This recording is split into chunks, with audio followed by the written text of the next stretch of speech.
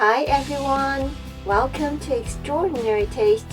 I shared a video in the past on roasting beets. Without question, roasting is simple and doesn't require constant checking. However, the downside is that it takes at least 30 to 45 minutes to cook. Today I'm going to show you a different cooking method, stir frying. This method is quick and gives the beets a slightly caramelized and crunchy texture while maintaining their natural sweetness. Let's get started. The ideal amount for stir frying on a home stove is about 1.5 pounds of beets. Overcrowding the pan can result in steaming instead of stir frying. Trim off the top and peel off the skin. Beets can stain your hands, surfaces, and clothes.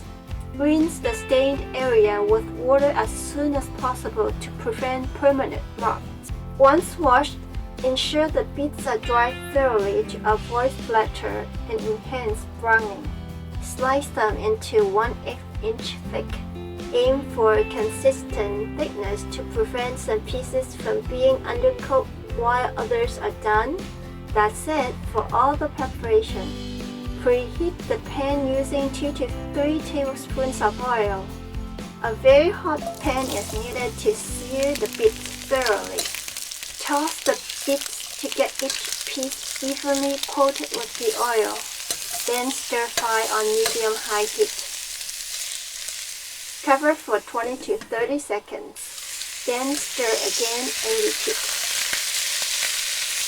Fresh beetroots contain over 80% water.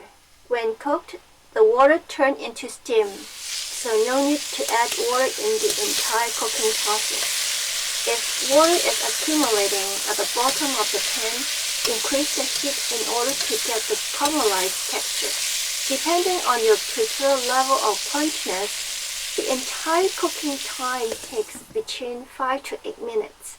For seasoning, add half a teaspoon of garlic salt or a quarter teaspoon of regular salt and half a teaspoon of black pepper. Mix well and it's ready to be served. Stir-frying beets cooks in a shorter time, preserving nutrients and vibrant colors. It caramelizes the natural sugars in beets, intensifying their flavor. While not everyone likes beets, preparing them this way might change your mind. Give it a try.